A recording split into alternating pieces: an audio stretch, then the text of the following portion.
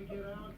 You got 40 heading west that would take you to the middle part of the state up into Charlotte and Asheville and Greensboro, Winston-Salem, or maybe even going south, going down 95, down that way. But we want people to get on hard quick, and for those that are going to ride it out here in the Wilmington area, and a lot of people have decided they will try to ride this thing out.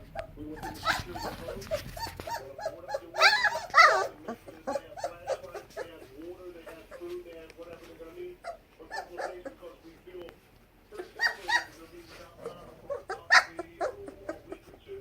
And in the important areas that they have significant flooding that we've seen in the past, where we had 24 to 30 inches of rain, so people are not going to be able to get back to their properties, to the city in a very timely manner. So you got to get prepared. You need to heed the advice of the emergency management folks and get ready. All right, well, Mayor, thank you for taking the time. You be safe and your fine folks as well. Los Altos, North Carolina, lead time to the White House with the president.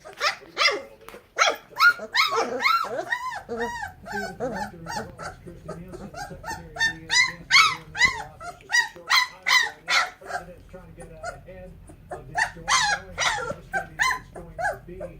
Learning from the mistakes of the past with some other administrations already seated, the request for governors of both the Carolinas and Virginia to declare